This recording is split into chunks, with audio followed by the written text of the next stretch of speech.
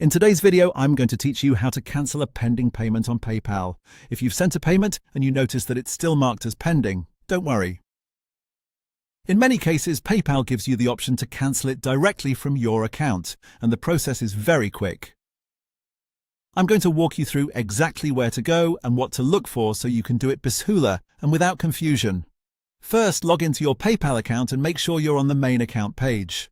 Once you're signed in, look toward the top right area of the screen and find the Activity section.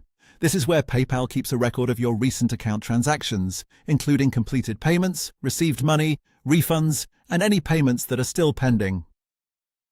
Go ahead and click on Activity. When the page opens, you'll see a list of your transactions. Take a moment to scroll through and find the payment that is currently marked as pending. This label is important because only payments that are still pending can usually be cancelled this way. If the payment has already been completed, the cancel option may no longer appear.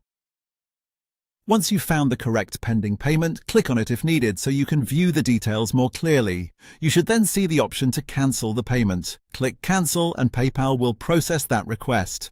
After that, the pending payment should no longer remain active, and that's all you need to do. If you don't immediately see the cancel option, double-check that the payment is truly still pending and hasn't already gone through. Sometimes the status changes quickly, so it helps to look carefully at the transaction details before taking action.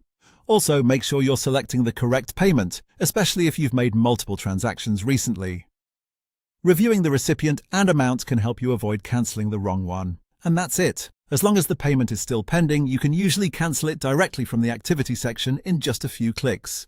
It's a simple process, but knowing exactly where to look makes it much easier. Thanks for watching, and I'll see you in the next video.